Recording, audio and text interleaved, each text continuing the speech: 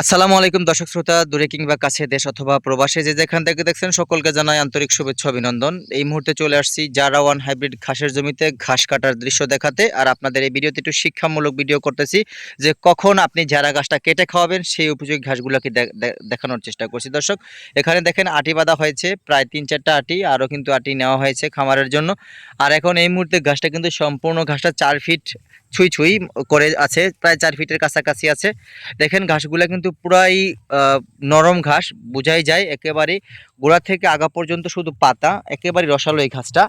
আপনারা যারা মেশিনে সাইলেজ করে খাওয়াবেন, চপ করে খাওয়াবেন, তারা আপনার 4 থেকে 6 ফিট, 6.5 ফিটের ভিতরে কিন্তু কেটে খাওয়াতে পারবেন।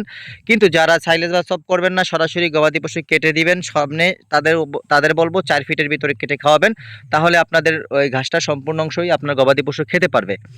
আর অনেকে জানেন না, 10 ফিট 12 ফিট উঁচু করে ফেলেন, কাঠি শক্ত করে ফেলেন, তারপরে কিন্তু ঘাসের প্রোটিন পার্সেন্টেজ কমে যায়, ঘাস গবাদি পশু খেতে পারে না। আসলে সম্পূর্ণ সেটা ভুল প্রসেস। আপনারা যারা খামারি ভাইরা ঘাস গরুকে খাওয়াবেন, তাদের উচিত এমত অবস্থায়, আমি যতটুকু ভিডিওতে দেখাচ্ছি প্রায় 4 ফিট, এই অবস্থায় কিন্তু ঘাসটা কেটে খাওয়াবেন। আর পিছন থেকে কিন্তু ঘাসগুলো আবার রিপিট করে হয়ে যায়, আপনারা জানেন। এই ঘাসগুলো অন্ততপক্ষে একবার রোপণ করবেন, অনায়াসে 8 থেকে 10 বছরের সার্ভিস নিশ্চিত করতে পারবেন।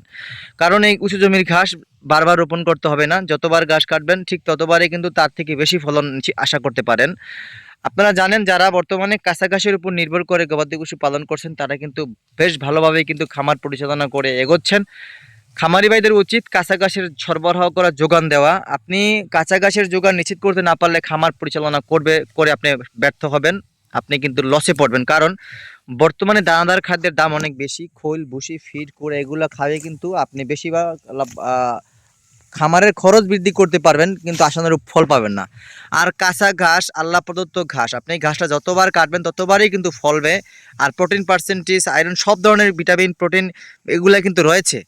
তো সেক্ষেত্রে কাঁচা ঘাসের বিকল্প কিছু হতে পারে না। যারা ওয়ান হাইব্রিড ঘাস একটি অন্যতম খামারি ভাইদের জন্য খুবই লাভজনক একটি ঘাস, এই ঘাসটা চাষ করতে পারেন। আর দেখেন আমার ভিডিওর উপাশে কিন্তু দেখেন বড় বড় অনেকগুলা ঘাস দেখাচ্ছে। আমি পরের একটা জমি, ওই জমিতে কিন্তু আমি কাটিংযুক্ত ঘাস রেখেছি। খামারি ভাইরা আমার কাছে ভিডিও দেখে কাটিংয়ের জন্য অর্ডার করেন, সেসব ভাইদের কিন্তু আমি কাটিং সম্পূর্ণ ঘাসগুলো দেই। দেখেন এই যে ছোট ঘাসের উপরেই বড় ঘাস দেখা যায়, ওগুলো কিন্তু সম্পূর্ণ কাটিংযুক্ত ঘাস। আপনারা চাইলে এই ঘাস চাষ করতে চাইলেই পরিপেক কাটিং সংগ্রহ করতে হবে, সেক্ষেত্রে আমি এরকম কাটিংযুক্ত ঘাস কেটে আপনাকে কাটিং দেব। আর আমি বলতে চাই, এই ঘাসটা অন্ততপক্ষে একবার কষ্ট করে রোপণ করবেন, ইনভেস্ট করবেন, আপনি প্রায় 8-10 বছরের পর্যন্ত সার্ভিসটা নিশ্চিত করতে পারবেন। আপনার উচিত কাঁচা ঘাসের যোগান শতভাগ নিশ্চিত করা, খামার পরিচালনা করবেন, ইনশাল্লাহ আপনি লাভবান হবেন। আর যদি কাটিং সংগ্রহ করতে ইচ্ছে হয়, স্ক্রিনে দেওয়া নাম্বারে যোগাযোগ করবেন। সকলকে ধন্যবাদ।